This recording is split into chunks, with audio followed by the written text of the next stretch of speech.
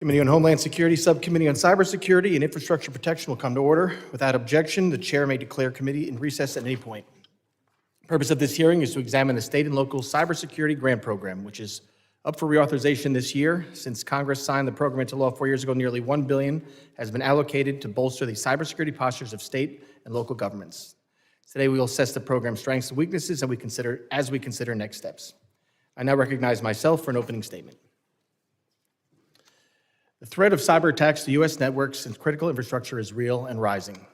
Microsoft's 2024 Digital Defense Report estimates that its customers are targeted with more than 600 million attacks per day from nation-states and criminal actors. For years, the intelligence community has warned of the threat of state-sponsored cyber actors engaging in malicious activities against our critical infrastructure. As we've seen, these warnings have become a reality. With the persistent threat that groups like the typhoons pose to IT and OT assets, any critical infrastructure sector could be the next to fall victim to attacks or have its data seized through a phishing scheme. As cyber actors become increasingly sophisticated and persistent, we can no longer be complacent when it comes to securing our critical infrastructure. We must take all steps necessary to ensure our nation's cyber preparedness and resilience. In doing so, it is essential that our state and local government partners are similarly well situated to respond to these threats.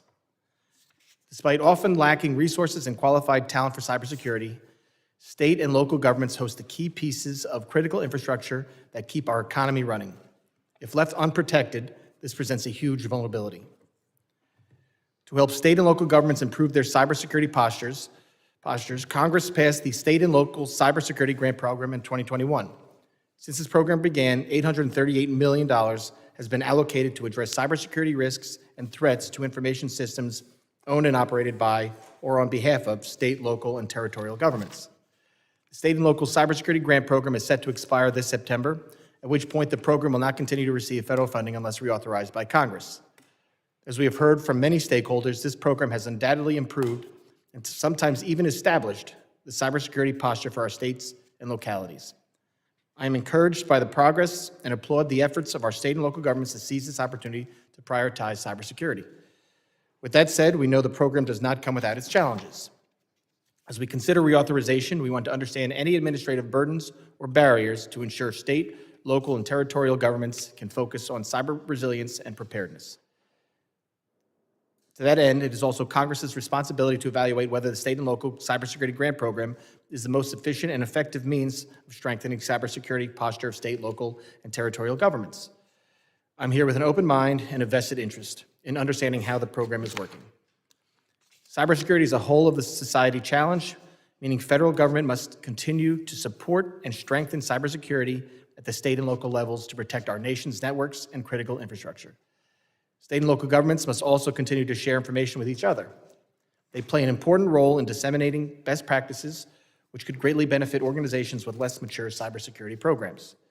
I want to thank our witnesses, who have all had firsthand experience with the state and local cybersecurity grant program, for being here today. I look forward to hearing your perspectives on the program and working with you to strengthen our collective defense against cyber threats. I now recognize the ranking member, the gentleman from California, Mr. Swalwell, for his opening statement. Morning, and thank you to Chairman Garbarino for holding this subcommittee hearing on state and local cybersecurity grant programs. Also want to thank our witnesses for their participation, a nice blend of private sector and public sector witnesses that we have today. This program was established 4 years ago as the product of a bipartisan agreement from this committee. And as we consider further authorization, it's important to remember that cyber attacks hit Republican districts and Democratic districts. They're in blue states and red states. They're in urban areas, suburban areas, and rural areas. In my district, the 14th District of California in the Bay Area, the city of Hayward suffered a ransomware attack in the summer of 2023 that shut down the city's computer networks for more than 2 weeks. And just 2 months ago, Hayward began notifying individuals that personally identifiable information, including social security numbers and sensitive medical information, had been breached as a part of the ransomware incident. I know this story is not unusual, and I'm sure my colleagues have also heard from local governments impacted by cyber attacks and looking for help. With cyber attacks coming from criminal gangs and nation-state adversaries, We cannot leave our state and local governments to fend for themselves. Federal support for state and local governments is necessary to address the national security threat, and the state and local cybersecurity grant program has always reflected that understanding. By providing $1 billion to state, local, tribal, and territorial governments, Congress took a major step in strengthening our country's cyber defenses. For example, with a $250,000 grant from this program, a water utility can expand real-time monitoring to better detect and respond to cyber incidents, finally addressing a long-standing resourcing challenge in the water sector that we've heard about on this subcommittee for years. When the state and local cybersecurity grant program was created, our primary concern was that ransomware epidemic that was plaguing our communities. That threat remains, but China's campaign to pre-position on our critical infrastructure for potential future destructive attacks is even more alarming. While much of our critical infrastructure is privately defended, some of our most vital services are provided by the public sector.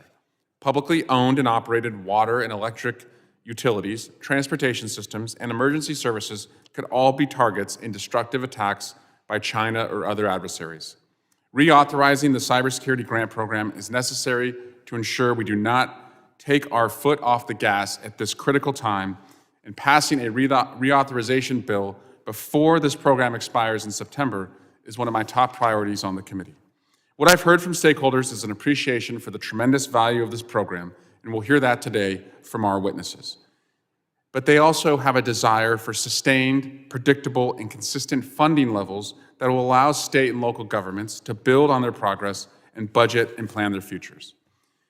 The program operates under a partnership between FEMA and CISA, two important agencies that unfortunately have come under attack in recent months. By leveraging FEMA's grants, administration expertise, and CISA's cybersecurity expertise, this program has been able to deliver for state and local governments in ways that would be impossible without that partnership.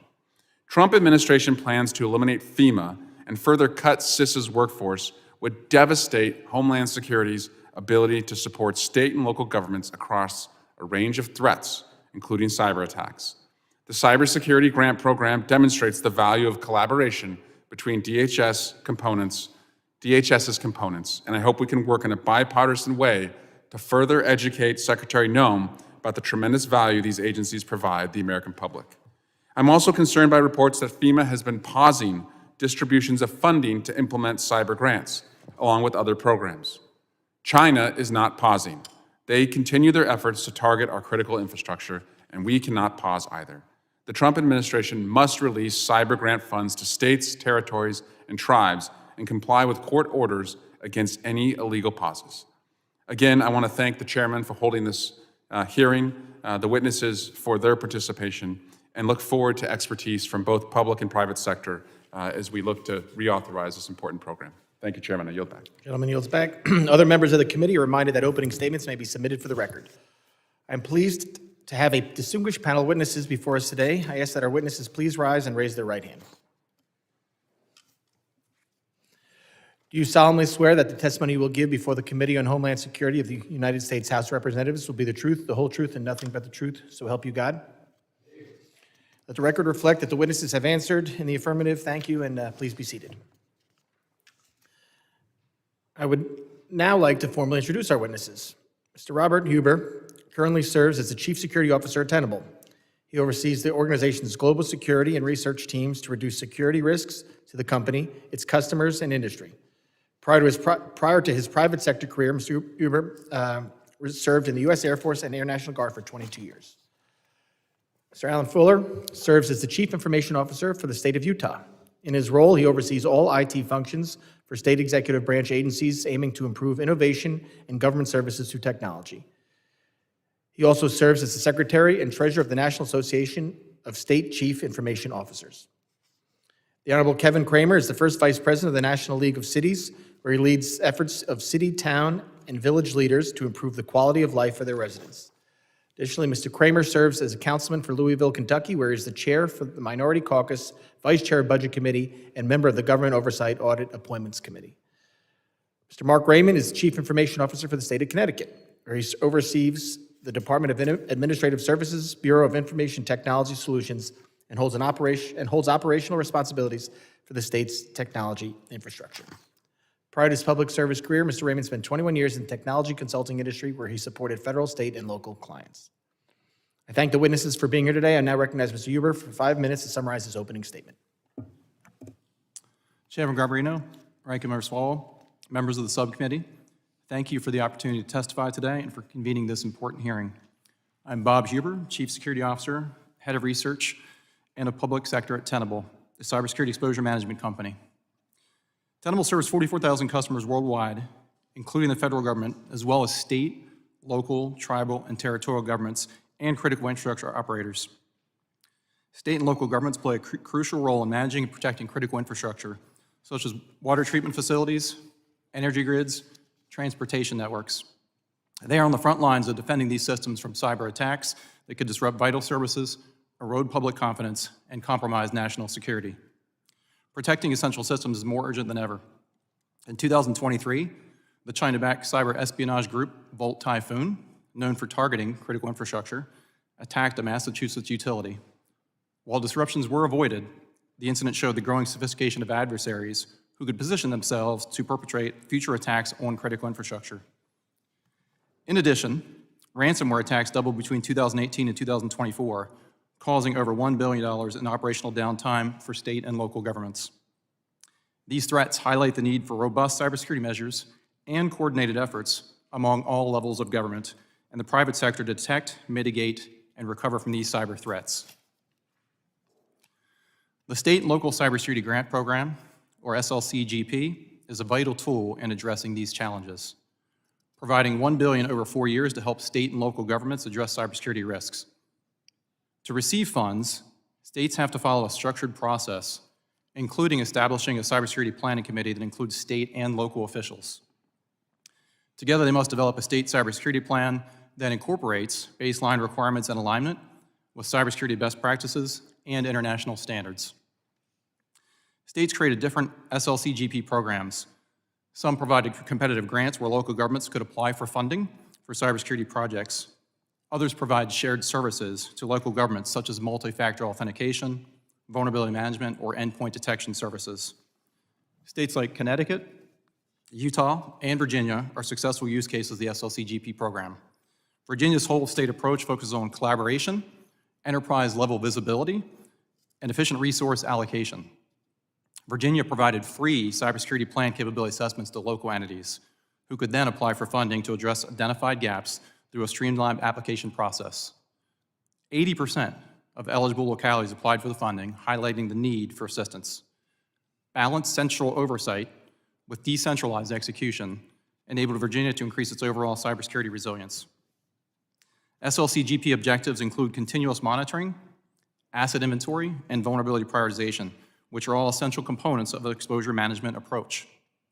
Exposure management shifts organizations from a reactive approach to proactive, risk-informed strategies across modern attack surfaces such as operational technology, Internet of Things, as well as cloud configurations. This proactive approach helps state and local agencies anticipate and mitigate risk before they impact vital systems. SLCGP has significantly contributed to enhancing cybersecurity across state and local governments by providing essential funding, fostering collaboration, and encouraging strategic and proactive planning based on best practices. It has notably strengthened relationships between state and local officials through the cybersecurity planning committees and their collective development of the cybersecurity plans.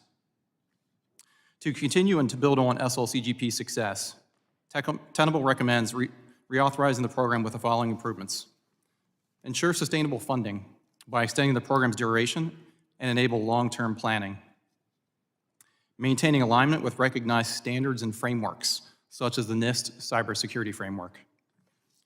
Reducing the administrative burdens and providing clear guidance through simplified applications. And lowering and leveling cost share requirements for effective planning.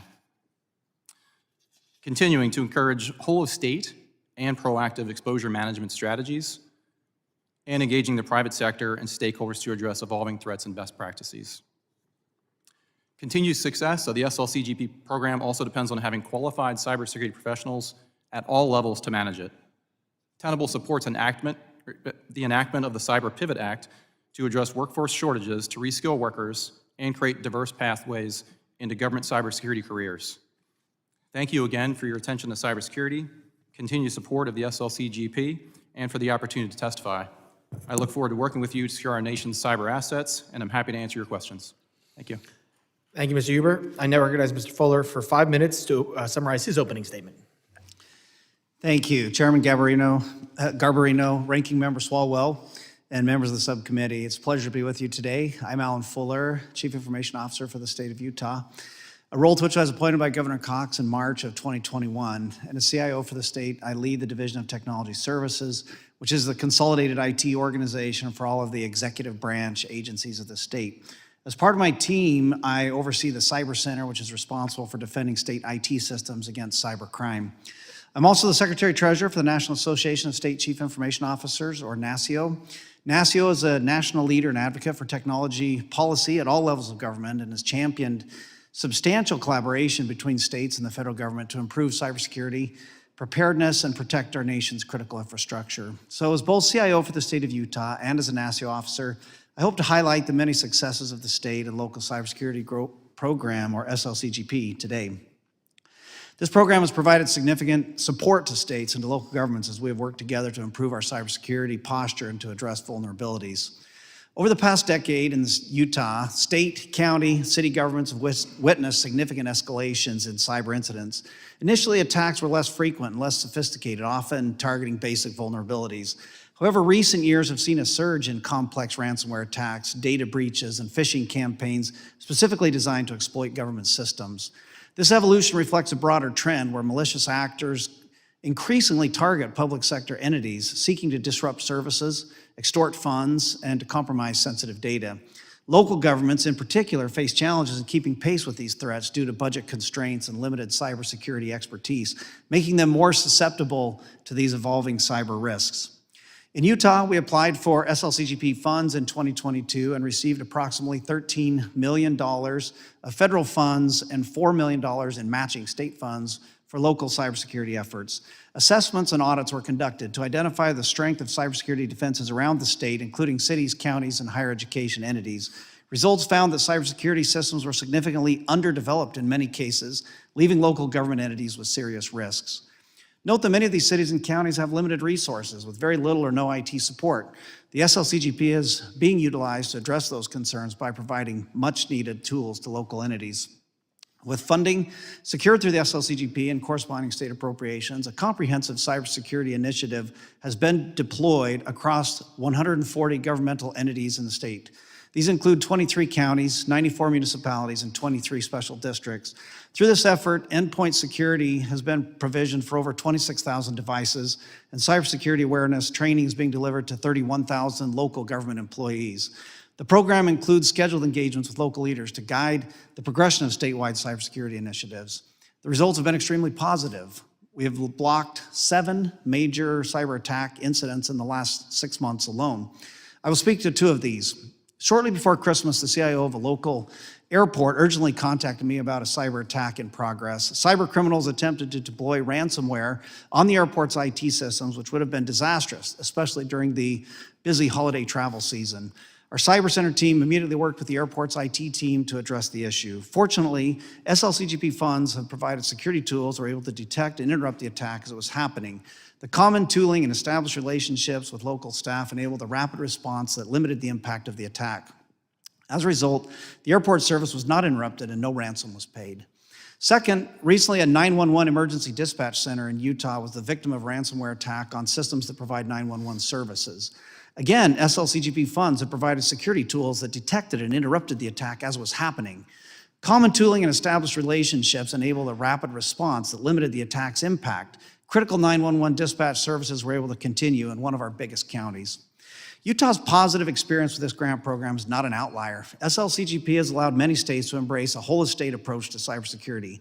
By approaching cybersecurity jointly, information is widely shared and incident response is more effective. States have been able to use SLCGP to provide vital technology services that many smaller communities simply would not otherwise be able to implement.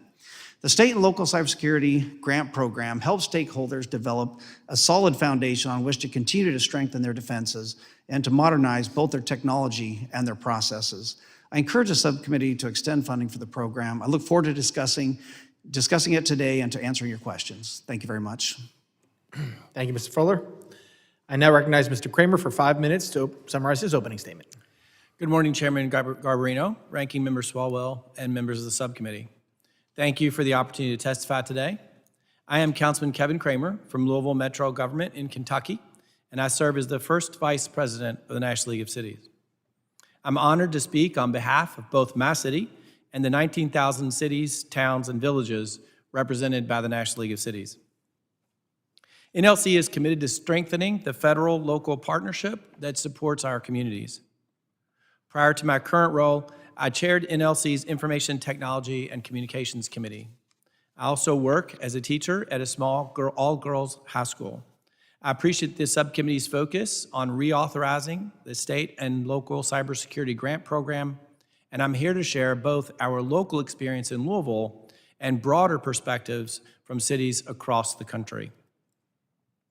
Local governments are frequent targets of cyber attacks from both criminal organizations and nation-state actors. We are responsible for sensitive data, public payment systems, and critical infrastructure. When city networks are attacked, emergency services may be disrupted, personal data can be exposed, and entire communities can be impacted.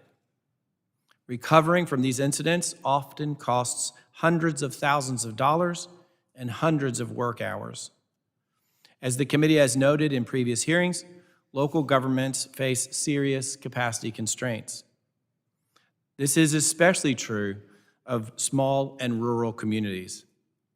Of the 19,000 municipalities nationwide, over 16,000 have populations under 10,000 people. Many have no dedicated IT staff at all. Even larger cities often struggle to hire and retain qualified cybersecurity professionals. Yet smaller size does not equal lower risk. Every community is vulnerable. Louisville Metro government has received funding through the state and local cybersecurity grant program for 2 fiscal years. The most recent grant helped support the creation of the Kentucky Cyber Threat Intelligence Cooperative, or KCTIC. This is a new platform for sharing timely, actionable cyber threat information among regional governments and private sector partners. We built it to address delays in the existing systems for threat reporting and communication. KCTIC allows anonymous threat data from cooperative members to be shared in near real time. This grassroots, multi-sector effort strengthens the entire region's cyber resilience, not just Louisville's, and it wouldn't be possible without this grant program. The state and local cybersecurity grant program is a vital component of our national security strategy. It fosters state-local collaboration, builds awareness among local leaders, and enables proactive planning. But for the program to reach its full potential, improvements are needed. First, the one-size-fits-all pass-through model limits efficiency. Larger jurisdictions like Louisville are capable of managing direct federal grants and should be able to apply without going through the state. We urge Congress to create a complementary direct funding track for eligible larger municipalities. Second, the application process must be more accessible. Small communities face major barriers, tight deadlines, complex requirements, and limited staff capacity. These are often the very communities that would benefit the most. Simplifying the application process and extending timelines would make participation more realistic for them. We're also encouraged by emerging models like multi-jurisdictional grants managed by state municipal associations. These allow technical services to be delivered to many communities at once, an approach far more efficient than requiring each town to stand up its own cybersecurity team. Just as most people take their cars to a qualified mechanic, small governments need trusted partners to handle complex cyber tasks. Above all, we ask Congress to reauthorize and fully fund this program with predictability and consistency. Without that, local governments are less likely to make the necessary investments in planning and assessment that lead to strong applications and long-term resilience. Cybersecurity is a whole-of-nation challenge. It demands a true intergovernmental partnership. The state and local cybersecurity grant program is a cornerstone of that partnership. Thank you again for the opportunity to testify. I look forward to your questions. Thank you, Mr. Kramer. I now recognize Mr. Raymond for 5 minutes to summarize his opening statement. Chairman Garbarino, Ranking Member Swalwell, and members of the subcommittee, I am Mark Raymond, Chief Information Officer for the state of Connecticut.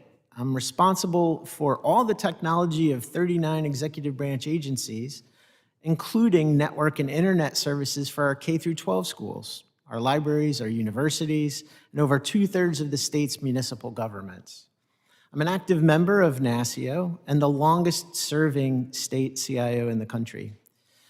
This history has given me direct involvement with the long advocacy for dedicated cybersecurity funding. The threats posed by criminal actors are numerous and unceasing. Each year, cyber attacks become more threatening and the risk posed to residents become more dire. State and local governments serve as stewards of a civil society, working to ensure community stability, predictability, and the well-being of our residents. These public servants are the teachers in our classrooms, the police officers who respond to distress, the doctors and nurses that care for our neighbors suffering with addiction. They protect the water we drink, the food we eat, and much more. All of these services, however, rely heavily on technology and data. However, the fast-growing cyber risks have found many jurisdictions unprepared. This program is a valuable resource in addressing this need. Through this grant, Connecticut has expanded offerings to local governments. Equally as important is the spirit of trust that the grant has fostered between state and local governments. Cyber incident responders are collaborating before attacks take place, instead of during them or after them. Preventing attacks is far better than recovering from them. For the fiscal '22 grant year, we awarded close to $3 million, with more than $2.1 million of that going directly to local governments. Awards for the FY23 program year are expected to be over $7 million in total, with $4.3 million to local governments. One of the benefits of the program has been a systemic assessment of local government risks. Connecticut partnered with our National Guard to evaluate cybersecurity risks using the NIST cybersecurity framework. Sadly, only 27.7% of our municipalities were assessed at low risk. These periodic assessments that are supported by this grant program ensure that the actions we take produce measurable risk responses.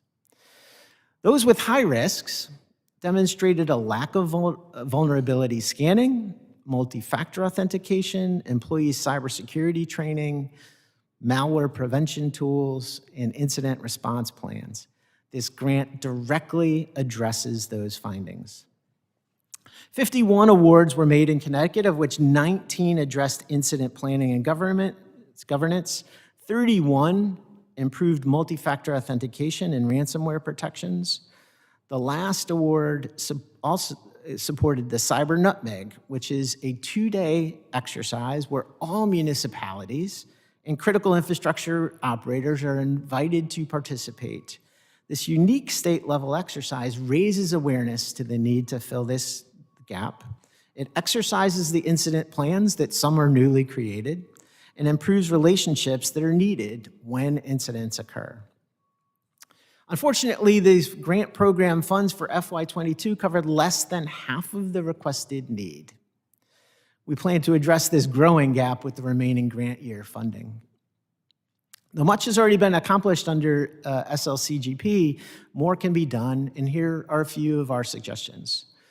First is that ongoing dedicated funding for cybersecurity would be important. Many local governments are reluctant to start a cybersecurity program without ongoing funding to support it. Standardizing the matching percentage across all of the grant years would also significantly simplify grants administration. And finally, making shared services a default position for states and local government to reduce the administrative burden required for each locality to sign on to the shared solution. This would reduce costs and improve statewide efficiency. We strongly believe that it is better to continue to improve this program rather than to allow it to expire. The grant improves our nation's cybersecurity defenses. As state and local governments take on additional responsibilities for cybersecurity, supplemental funds will help meet this increased burden.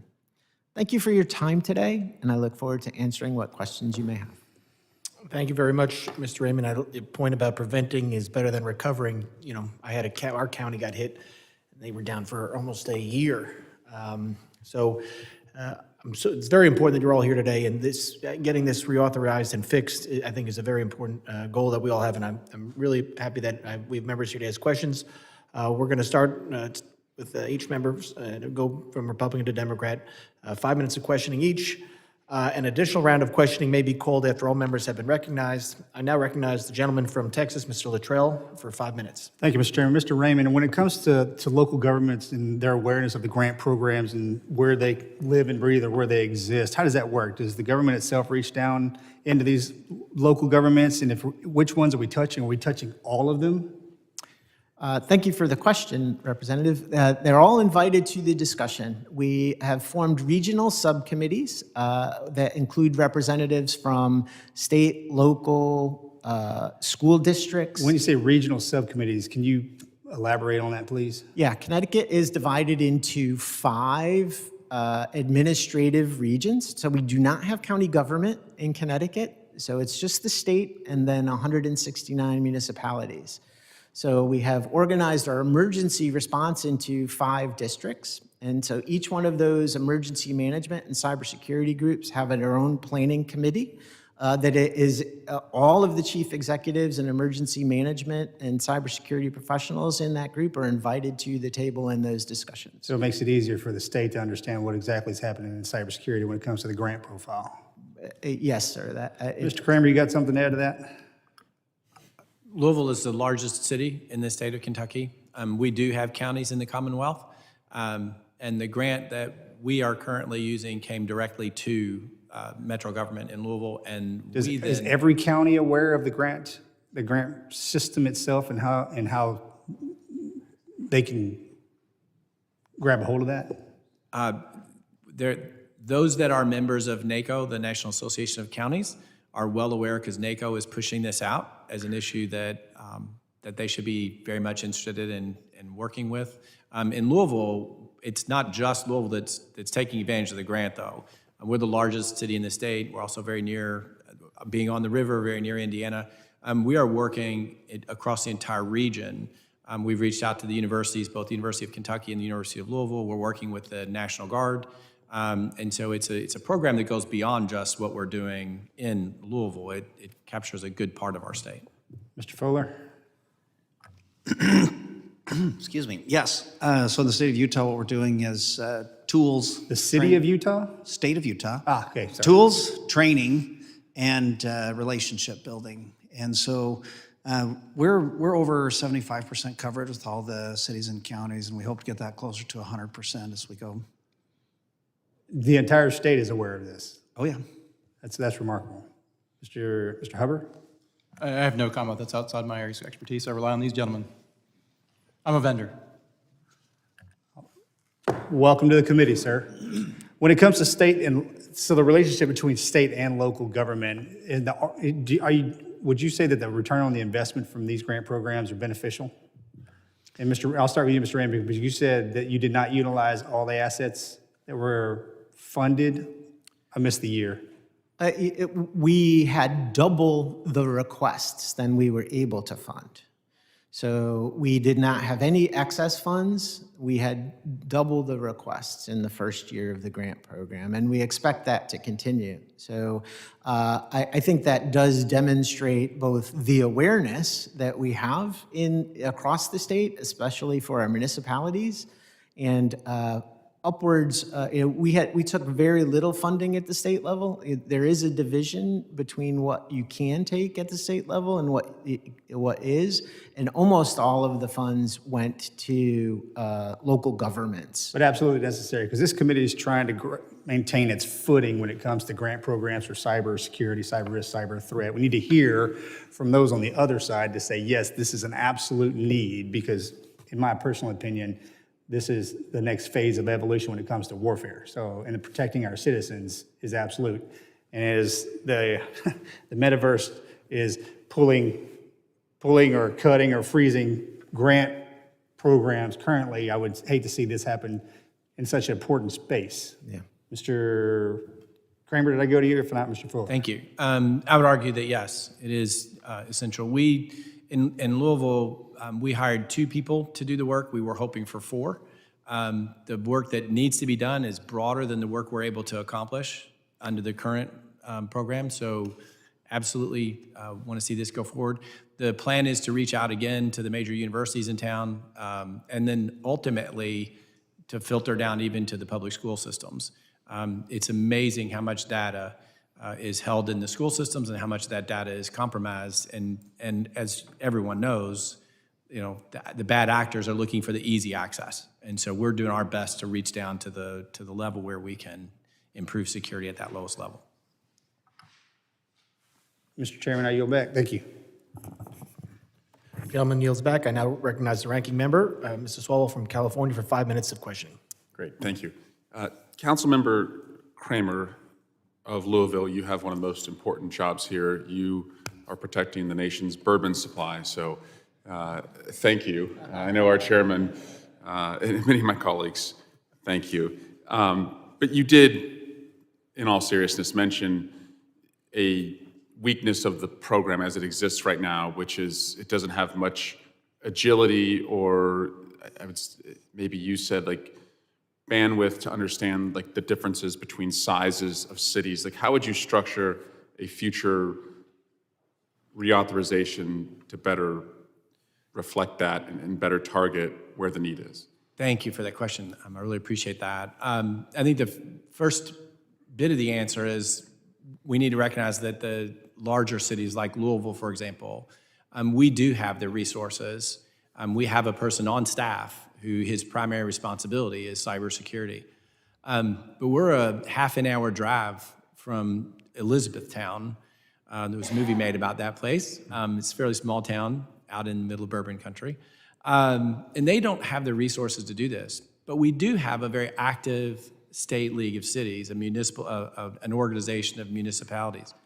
Allowing the grant to go through them instead of through the state would assure that that money actually made its way to local governments, and it would also allow the state league to work together with those other cities and hire a person that would be able to work with all of them and not just with one city like our own. And again, it reaches into the school systems. There are some school systems in the state of Kentucky that the highest paid positions in the county are in the school system.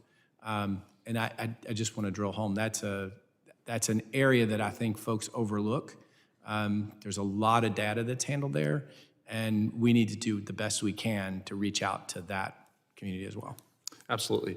And Mr. Raymond, could I ask, as somebody who has administered millions of dollars of these grants to many jurisdictions, municipalities, agencies, what are some of the weaknesses that you've seen among some of the recipients? Like if you had a new tranche or a new reauthorization, like what have you learned from this that makes a candidate more eligible or makes a candidate least eligible as you're thinking about where these funds should go?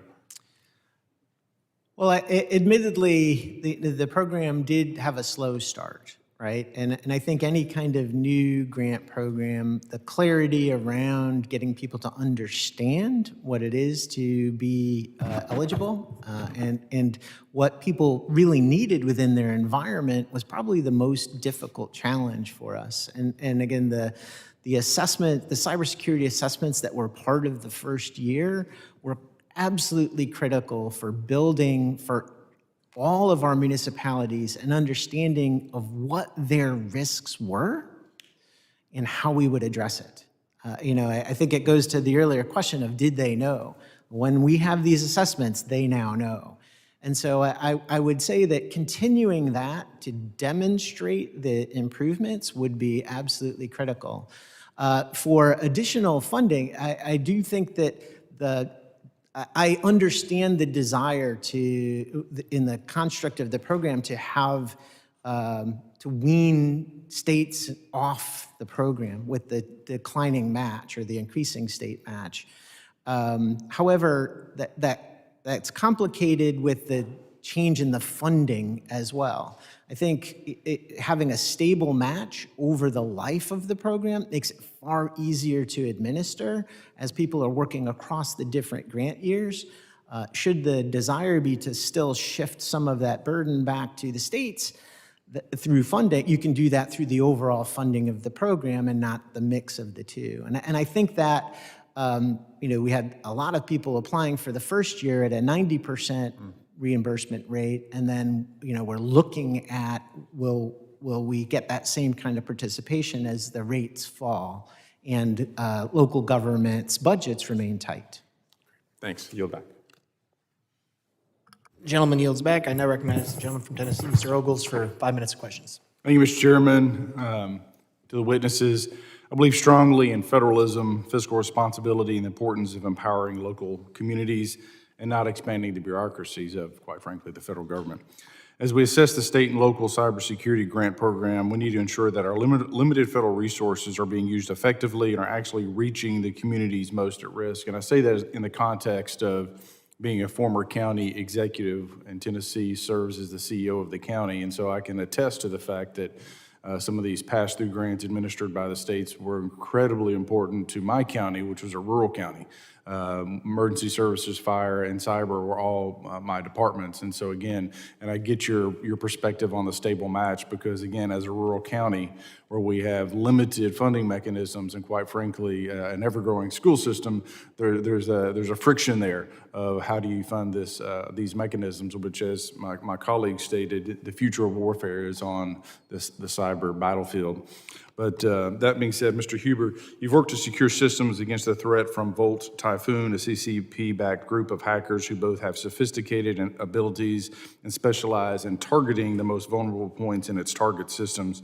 In your testimony, you mentioned their attack on Littleton Electric Light and Water Department in Massachusetts. In my district and across the country, we have a diverse range of electric providers, large corporations, rural providers, as I mentioned. In your experience, how strong is the awareness of cyber threats among smaller, less resource organizations that provide critical infrastructure? And again, I go back to Tennessee, but probably much like rural Kentucky, where we have a patchwork of these smaller communities where we're scrapping for resources to figure out how do we, quite frankly, protect not only our infrastructure, but our citizens, sir? Yeah, thank you for the question. So I've had the pleasure of working with municipalities that the IT person was the IT person and the database administrator and the system administrator and responsible for security as part-time job. So as you might imagine, any administrative burden that might be involved in applying for the grant would be significant for an entity such as that, smaller size, but make no mistake, those smaller rural entities, that could be the hydro station that fuels a larger municipality. That's a national security and an economic impact to the region.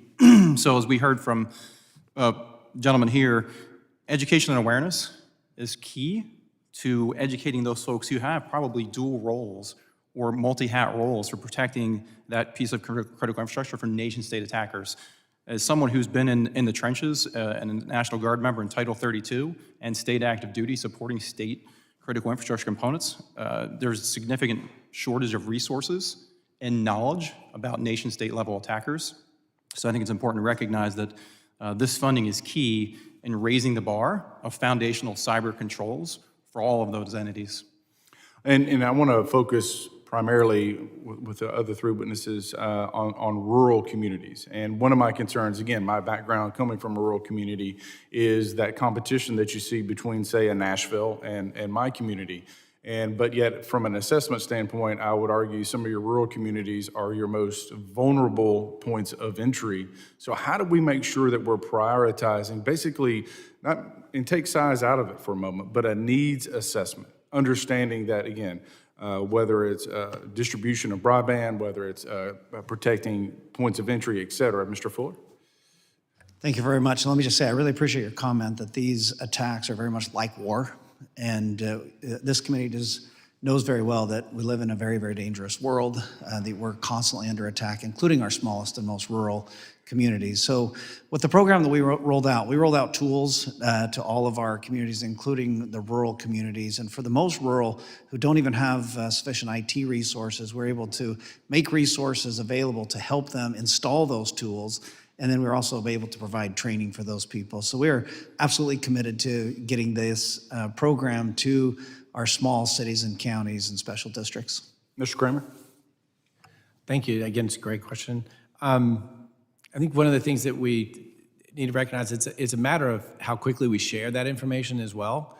When a cyber attack happens, what they're trying to do in one place, one community, is likely happening somewhere else. And again, I think that smaller communities, the rural communities where my colleagues have testified that you've got a person who has 3 different jobs. If they aren't aware of what to look for, it makes it much more difficult. They often don't find out until it's too late.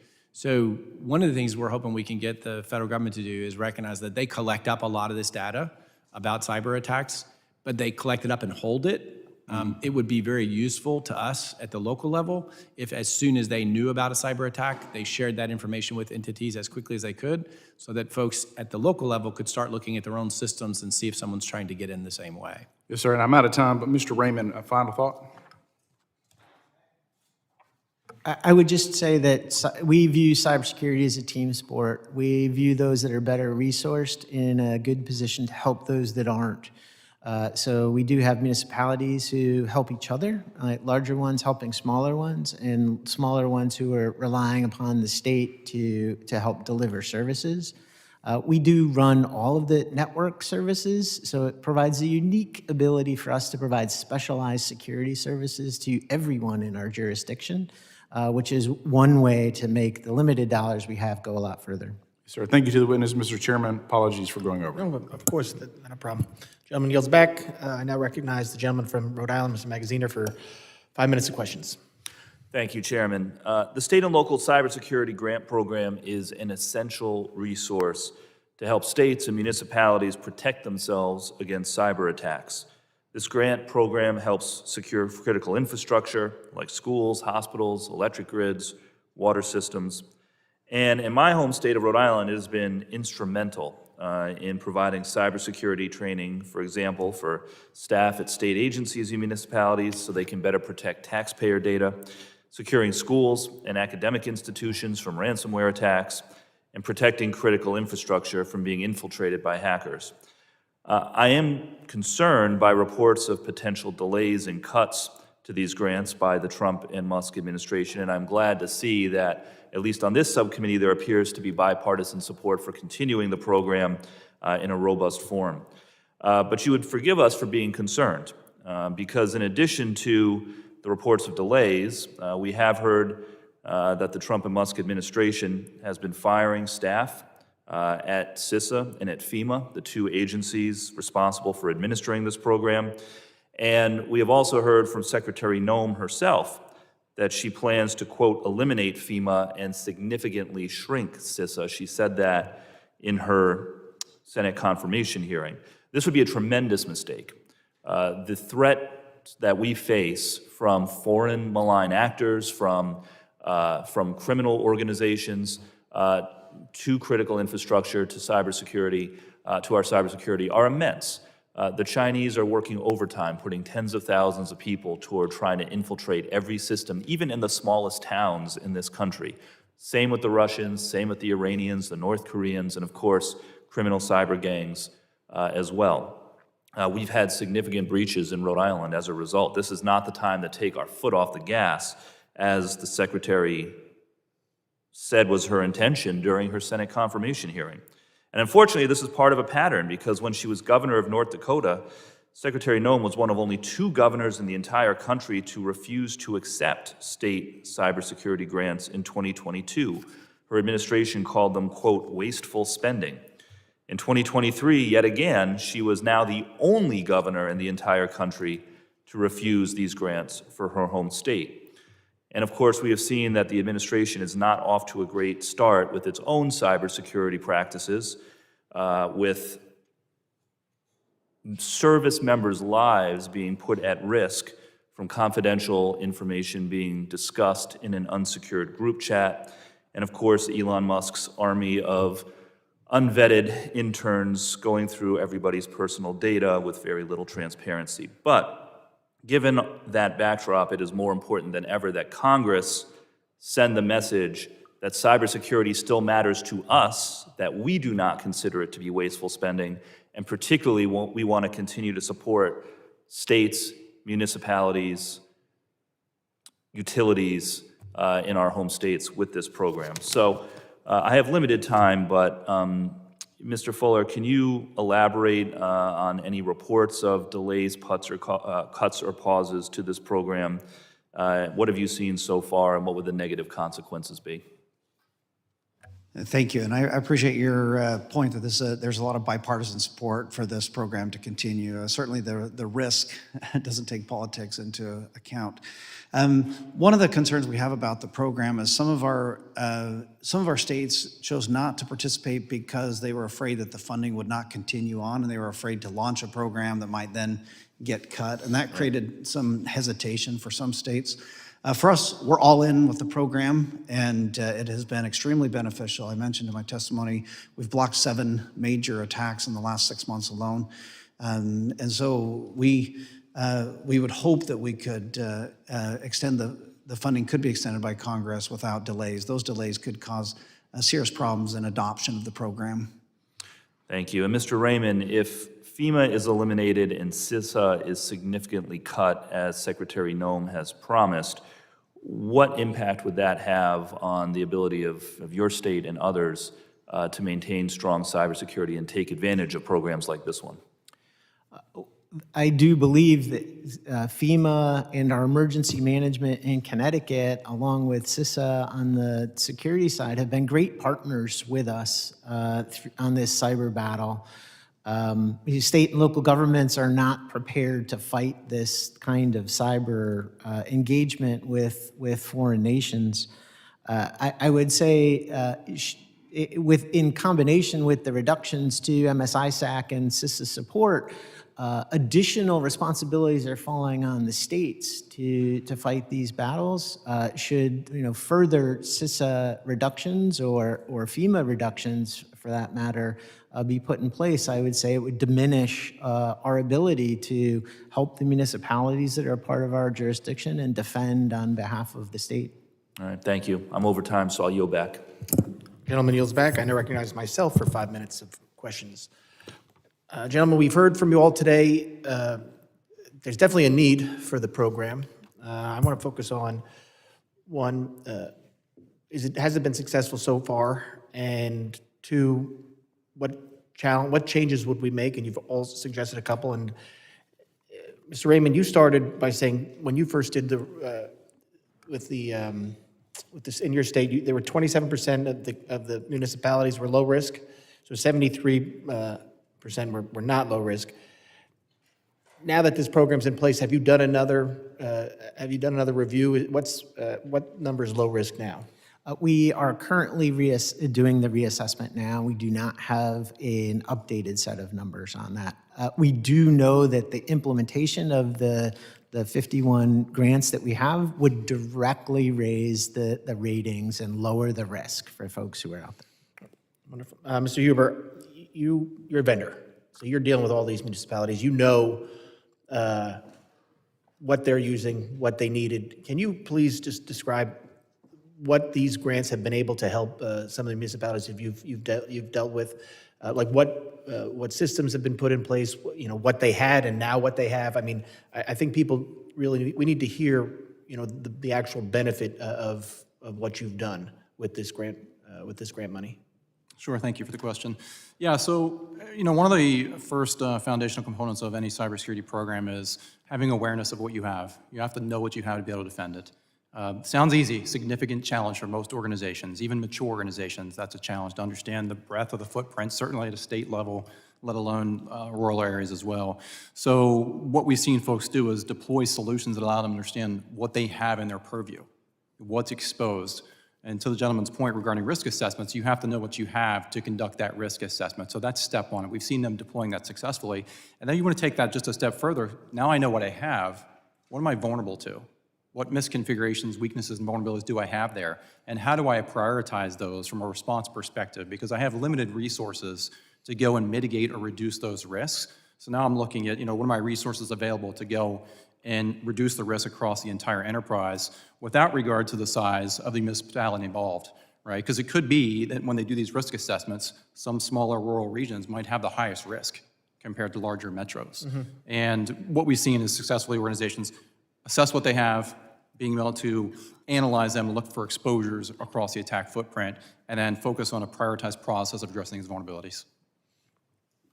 That's great. So they're using the grant money to map their system, and now they're starting, because it's a multi-year grant, so they're mapping their system, they're finding out what doors need locks, and now they're implementing it and using technology for, to protect those doors into their system. Yeah, and I think a great point is sustainable funding. And I hate to say to use as an example, but some people when they wake up, they have a day job. It's not to fix vulnerabilities. That's not their job. Their job is to make the systems run. And, they go patch the systems, and they're like, hey, mission accomplished. We're done here. And tomorrow you get up and read the news, and you're like, more vulnerabilities. You have to do this again. It's a hamster wheel to an effect. So people have to have not only resource and fund for that, it's now a part of your job for some percentage of your time beyond what your day job is. And people just understand that's how life is. Thank you very much. So under the grant program, there's some requirements in the law. One of them is for there to be a submission of a cybersecurity plan. And this is for the three gentlemen on the right who actually, I think, had to determine these cybersecurity plans. There's a lot that's got to be part of it. What is working as part of the plans? Is there something that we should include that's not in or is the law overburdensome by including too many things in the plan that's not necessary? What do you all think? Mr. Fuller, we can start with you. Thank you. I think the good thing about the plan is that it gave states some flexibility to create their own plan. And you can see between Connecticut and Utah, two very separate plans where they primarily put funds down to local entities, and we primarily provided tools, training, and relationships down to local entities. So I feel like that part of the law was successful and good. Should not be changed. Yeah. Mr. Kramer? I'm going to leave that to the folks who actually do the cybersecurity stuff. Okay. Mr. Raymond?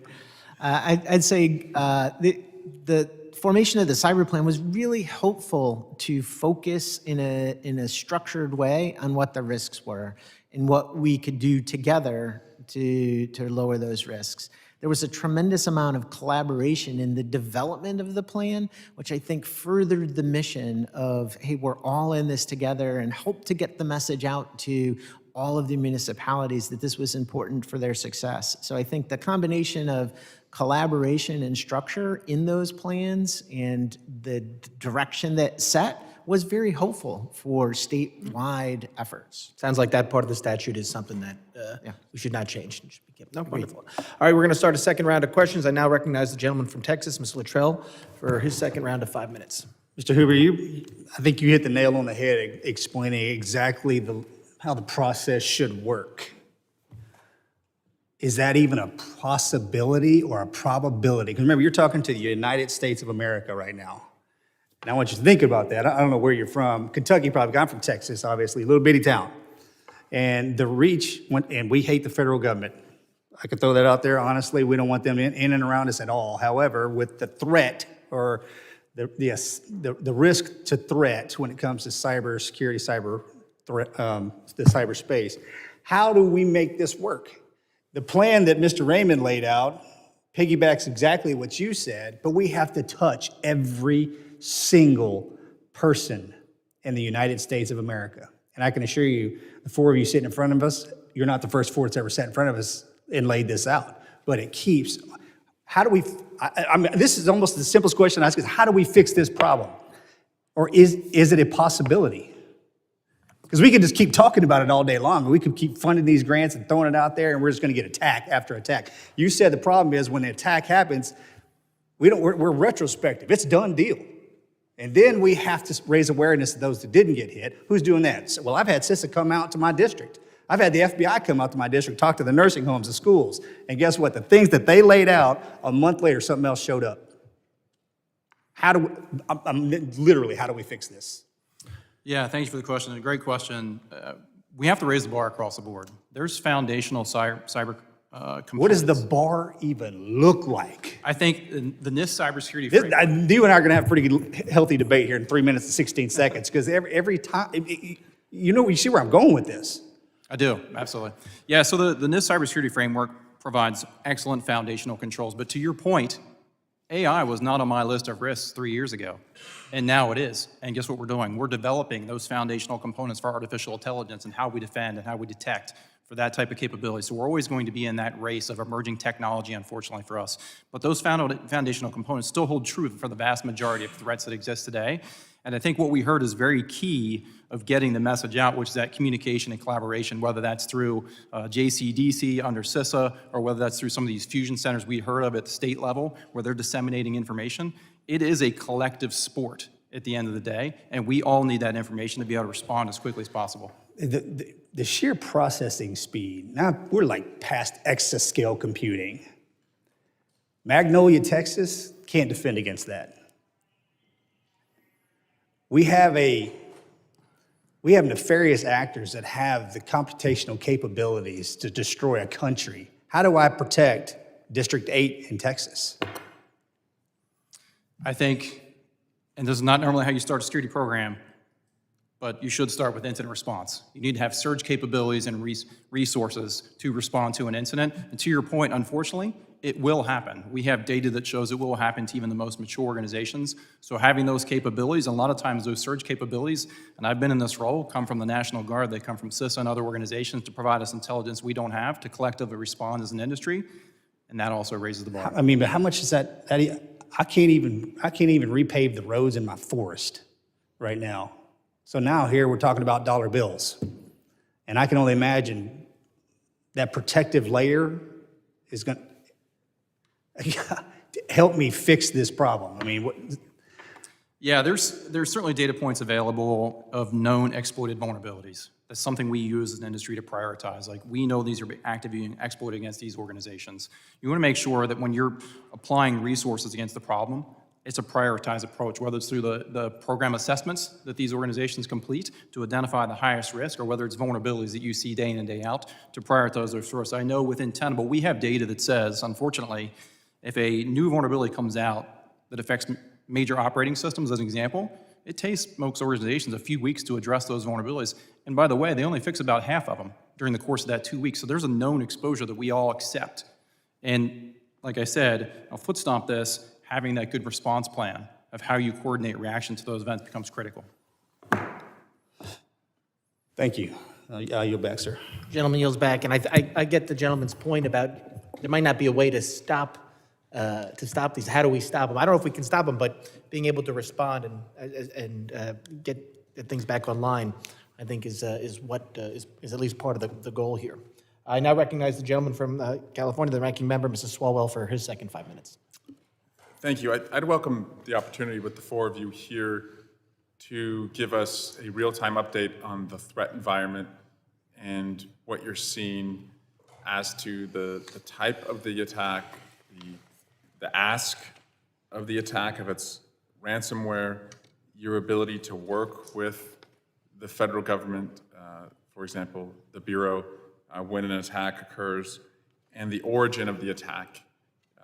Is it still primarily Russia, Eastern Europe, criminal gangs for ransomware, and then as far as phishing attacks and intellectual property theft, is that primarily China? So I'll just, Mr. Huber, start with you. If you each spend about a minute on this, I think we'd get a good cross-sector update. Yeah, I think it's heavily dependent on the sector the entity operates in. You do see all those actors across all sectors.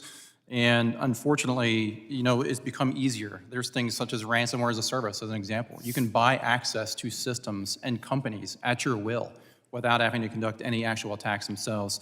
And then, of course, we always have the nation-state actors in So there. it's like investing in the stock market? You just like buy an index fund of ransomware attacks? That's exactly it. Yeah, so if I wanted to compromise your machine, I might buy access from somebody who already has access to your machine. So I'm not actually conducting the activity myself.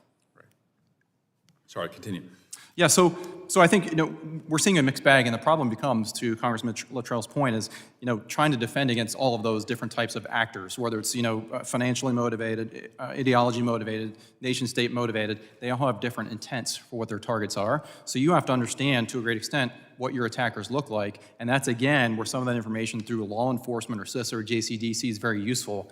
JCDC is a part of CISA. They coordinated responses for Log4j, massive vulnerability that affected the economy and the world for that matter, one of the largest ones of my career. They did a fantastic job of sharing what works, what doesn't, and getting us intel quickly that we can action. Great, thank you. Mr. Fuller. Thank you so much for the opportunity. So the types of attacks, first of all, the end users are typically the biggest vulnerabilities. So we see things like phishing attacks, business email compromise. I'd like to give you a very specific example that we just had the last few weeks. Utah's an alcohol control state. We have retail stores that sell alcohol. We had criminals calling these liquor stores, representing themselves as members of the government, and saying that they needed to change settings in their credit card readers. The credit card readers, the settings they were trying to change were trying to make it so the card didn't have to be present. It was a blatant attempt to try to hack the credit card readers of our liquor stores. We've seen, just in the recent past, some business email compromise has been very damaging. We've seen they try to do things like convince state employees to change bank routing numbers to redirect funds, so it goes to the criminals instead of to the place it's supposed to go. And the primary attackers come from Russia, China, North Korea, Iran, and we've seen quite a bit from Nigeria. I would also just mention to some of the comments before that with artificial intelligence technology, unfortunately, I see the problem getting worse, not better. It used to be with phishing type emails, you would see typos, incorrect grammar, you could kind of spot that something wasn't quite right. Unfortunately, the criminals know how to use artificial intelligence as well. And we just had an incident where we had over 400 phishing emails, every one a different subject line, every one a different text, all written beautifully. And unfortunately, all bearing malware that could compromise systems. So unfortunately, the world's getting more dangerous, not less. Thank you, that's helpful. Councilmember Kramer.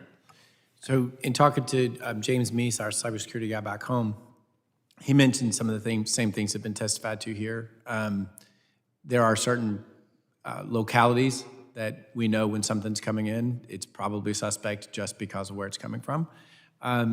In 2023, we had a nation-state cyber actor get access to one of our network devices through a provider's chat. You wouldn't think that's a big deal, but in the process of chatting back and forth with other folks on that same system, they were able to get passwords, usernames, and later were able to go in and they got into the network where they could see what was going on. Fortunately, we were able to catch that before they were able to do anything. So it only cost us about 100 hours to fix it.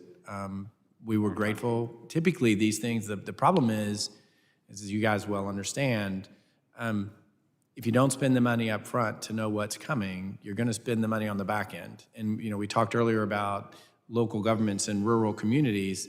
The real issue there is a lot of the rural communities, they don't have the resources to spend up front. And so they don't, and you don't have a choice about spending on the back end. My time expired. Would you indulge me to allow the CISO from Connecticut, please, Mr. Raymond? Thank you. I would say that very similar answer. We're seeing global interest in things that we do. If we put a device on the network, 5 minutes, it's being scanned by someone. So they're looking for the vulnerabilities that were being described for scanning earlier. The threats are data exfiltration, right? Stealing of data of intellectual property, ransomware, extortion of data.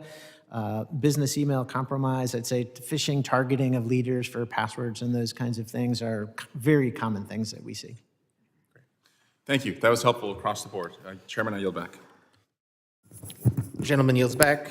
I'm going to continue along my line of question from before about changes. CISA and FEMA's role, are they good partners? Are they the ones who should be running this program? I mean, has it worked? Has it not? Jump in. Sure. If I may, Mr. Chair, CISA has been an outstanding partner for us. We're really grateful for them and their commitment. We use them in a number of ways. They are active members of our Cyber Center, as well as the Federal Bureau of Investigation. Those relationships are extremely important. When a bad thing happens, it is so good to be able to have experts to reach out to and know who to call. CISA and FBI help provide that role for us. We're very grateful for their support. We also use CISA services to do cybersecurity assessments of each of our agencies in the state across the board. We do that once every 3 years for all agencies, and they've been a tremendous partner for us. Mr. Raymond, Kramer? Whoever. Yeah, I completely agree. The CISA team has brought great leadership and insight and expertise in terms of both what we can leverage, but to the earlier question, they've been fantastic in getting out to the local governments in helping them raise the understanding of what's available and how they need to be thinking about it. FEMA has been sort of a back office partner for the grant administration. I'd say less active in the delivery of the technology, but they've also been a great partner. Yeah, I'd say baseline, been a great partner, really happy about what's going on so far. But the one-size-fits-all approach has been somewhat limiting. It limits some of the efficiencies. We would hope that Congress would create a more direct competitive grant fund with SLCGP for larger municipalities who can afford to take care of that on their own. I think that would be helpful. The other is we recommend an application process to be simplified to encourage participation by some of our smaller communities. Simplified how? The reporting processes are somewhat burdensome. Again, keep in mind, and some of my colleagues have already testified, very often these aren't full-time employees who are focused on A, applying for grants in the first place, and B, just the technical nature of it alone. And so if we could make it such that some of our less technical folks who are responsible for these highly technical responsibilities would be able to report more easily. And currently Louisville, the city of Louisville, has to go through the state to get its grant, correct? It's administered by the state? I don't believe so. I'd have to check. I think ours came directly to Metro Louisville, although it may have come through the state. So Okay. I'll withhold on that one. But you're saying part of this pot of money would be, instead of having to go, it might be worthwhile to have some of the larger cities and municipalities be able to go directly to Yes. directly to FEMA to get have some of the grants go instead of, okay. Now you mentioned something about for rural the cost. They can't even come up with the cost share. How would we fix that? Again, I think the program, the way that it's designed, if we could get that more quickly, more easily to municipalities, and again, when we talk about cities and rural, municipalities are still in those rural areas. They're just much smaller municipalities. In the state of Kentucky, and all the states actually, there's a league of cities, and the Kentucky League of Cities has been awesome to work with. It would be beneficial to local governments if the grant money were funneled or moved through that organization. They're more directly connected to what's going on in cities than the state is. Okay. Mr. Raymond Fuller, you both have rural areas. I mean, what could we do more to help there? Because again, those are the municipalities that don't have the expertise. Even though the Pivot Act, the chairman is leading, would allow people to hire and be part of the service. So that's great. So nice little plug for the chairman's bill. Hopefully passes. But go ahead. Mr. Chair, if I may, so I felt like it was kind of ingenious to run it through the states because and 80% of the funding came through the states, but 80% of the funding to go to locals, and that allowed us, the state, to directly help those rural cities and counties and give them the help that they need. In some cases, we've been able even to hire technical resources to help them implement the endpoint software, and we've been able to provide the training that they wouldn't have otherwise needed to do. So we've been able to we as a state have been able to make it super easy. We've just packaged it up and given it to them and even helped them implement it. So the way it's worked for us has been beautiful. I would add that the match allows for a waiver depending on certain financial conditions. So I do believe that if people can't come up with the money to meet the match, they have a way to respond to that. However, I think people have been reluctant to use that in the expectation that that will slow down their award or perhaps not get it, they wouldn't be granted the match. And so I think there's some trepidation for people to put in for that match waiver that's preventing some of the uptake of it. Wonderful. Mr. Huber, you mentioned something in your opening statement about lower the cost sharing requirements. Did you say that? I did, yeah. I think there's opportunity, certainly with state municipalities, where it makes sense to provide shared services. So it increases the ROI for those services provided. As Mr. Fuller mentioned as well, you have expertise at the state level that can also be shared. They can hire additional resources there. So you have a known capacity providing resources to certainly rural and municipalities. I think that makes it more effective. And then the cost share component, which I mentioned earlier, is like, you don't want to put so much pressure on a small organization that doesn't have somebody whose full-time job is applying for grants, trying to do that, right? Justifying that resource to do that. You want to put them in the best position to be successful, to deploy the technology to protect their organization. Wonderful. And I'm out of time, but I'm the chairman, so I'm just going to ask one more question. So now we've had this hearing. It's our job to come back and to reauthorize this if we want and make any changes. So you're all the experts. You've all been dealing with this bill or this program. If you could all have, I want to hear from each one of you. If there was one change or fix made to this, what would it be? And we'll start with you, Mr. Huber. I think you'd want to ensure that there's harmonization of any standards and compliance. You want this to be a cybersecurity exercise, raise the bar for cybersecurity, not a compliance exercise. Simple as that. Thank you. Mr. Fuller? I would just say continuity of funding. That would be the main thing. People feel hesitant that if the funding's not going to be there, that they're going to start into the program, and then the funding gets cut, and then they're left holding the bag, and that makes them hesitant to adopt. So the authorization should be longer than for 4 years. Yes, please. Okay. I concur with both my colleagues. And then I would add back in the one I mentioned a moment ago. And for large municipalities, if we could apply directly, I think that would be helpful. And then allow that organizations like municipal leagues would have an opportunity to work together as well. Mr. Raymond? I would say the ongoing sustainable funding and then ongoing assessments. You cannot manage what you don't measure. And so understanding what that cyber risk looks like is critical to this ongoing success. Great. Well, I want to thank the witnesses for their valuable testimony today and the members for their questions. The members of the committee may have some additional questions for all of you, and we would ask that you all respond to these in writing. Pursuant to Committee Rule 7E, the hearing record will be held open for 10 days. Without objection, this committee stands adjourned.